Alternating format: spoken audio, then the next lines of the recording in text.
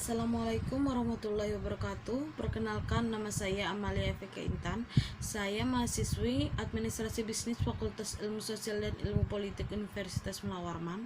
Di sini saya akan mempresentasikan hasil rangkuman saya pada bab 2 laporan posisi keuangan dari buku Memahami Laporan Keuangan karya Lynn M. Fraser dan Eileen Ormiston. Pada bab ini terdapat 5 subbab. Yang pertama adalah kondisi keuangan, yang kedua adalah aset, yang ketiga adalah liabilitas, yang keempat ekuitas pemegang saham, dan kelima adalah item laporan posisi keuangan lain. Namun pada video ini kita akan membahas 2 subbab terlebih dahulu. Yang pertama ada kondisi keuangan dan yang kedua adalah aset. Pertama, saya akan menjelaskan apa itu laporan posisi keuangan. Laporan posisi keuangan balance sheet atau yang disebut juga dengan laporan keadaan ialah laporan yang menyediakan informasi berharga dari satu perusahaan. Yang kedua adalah kondisi keuangan. Di kondisi keuangan sendiri ada 4 hal yang akan kita bahas. Yang pertama adalah konsolidasian, yang kedua tanggal laporan posisi keuangan, yang ketiga adalah data komparatif, dan yang keempat adalah laporan posisi keuangan common size.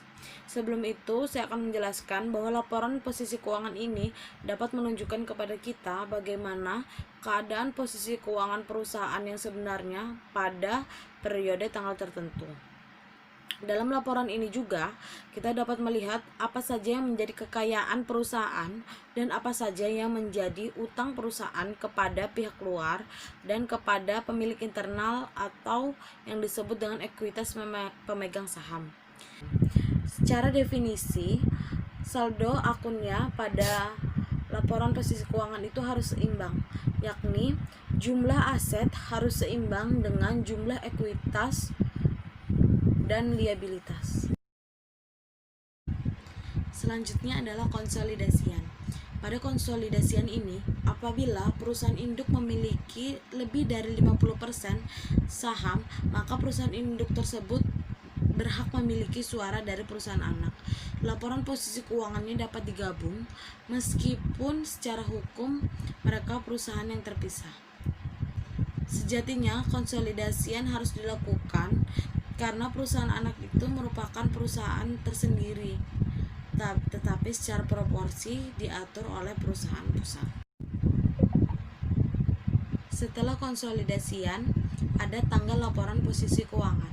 Laporan posisi keuangan ini dipersiapkan pada waktu titik tertentu, biasanya pada akhir periode akuntansi, akhir tahun, dan akhir triwulan.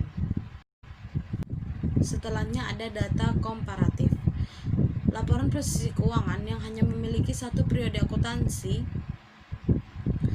memiliki kegunaan yang terbatas, di mana tidak adanya titik acuan untuk menentukan perubahan yang akan dilakukan pada catatan keuangan perusahaan pada waktu ke waktu. Yang keempat adalah laporan posisi keuangan common size.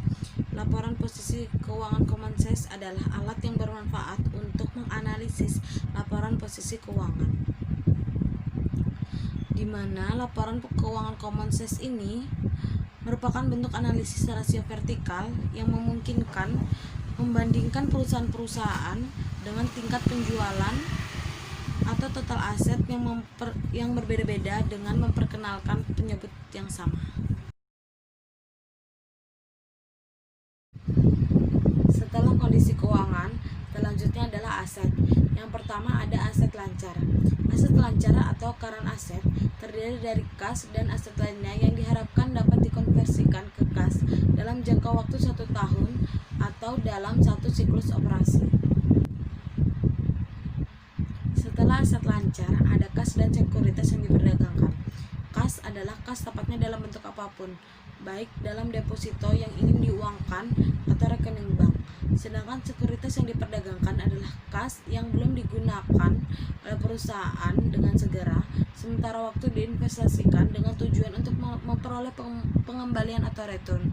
Biasanya disebut dengan investasi jangka pendek. Yang ketiga ada piutang usaha. Piutang usaha adalah saldo pelanggan yang beredar berdasarkan penjualan kredit dan dilaporkan pada laporan posisi keuangan pada nilai yang dapat direalisasikan bersih, yakni jumlah akun sebenarnya dikurangi dengan akun cadangan piutang ragu-ragu. Selanjutnya yang keempat adalah persediaan.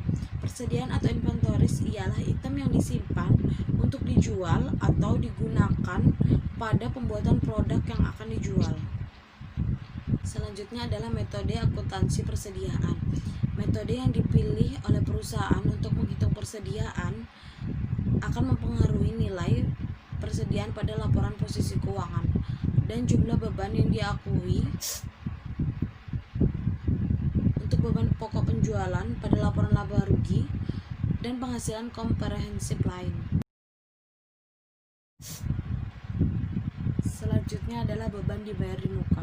Beban-beban yang sering dibayar di muka antara lain seperti asuransi, sewa, pajak properti, utilities, dan beban-beban lainnya.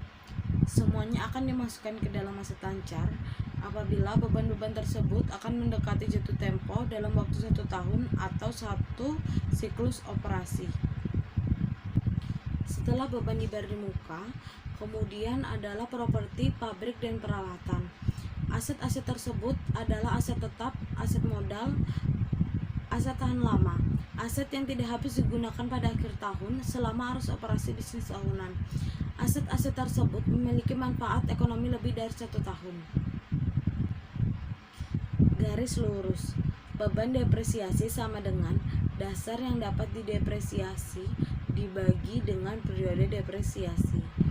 Kemudian dipercepat.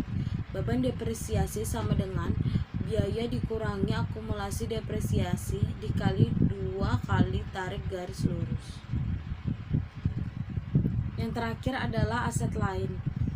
Pada laporan posisi keuangan meliputi banyak sekali item tak lancar lain, seperti properti yang disimpan untuk dijual, biaya awal yang berkaitan dengan perusahaan baru, dan uang muka perusahaan jangka panjang. Sekian video dari saya. Untuk akun liabilitas, ekuitas pemegang saham, dan item laporan posisi keuangan lainnya akan saya bahas pada video selanjutnya. Saya mohon maaf apabila dalam video ini terdapat kata-kata yang salah dan kurang berkenan. Saya berharap video ini dapat bermanfaat untuk semua orang yang melihatnya. Wassalamualaikum warahmatullahi wabarakatuh.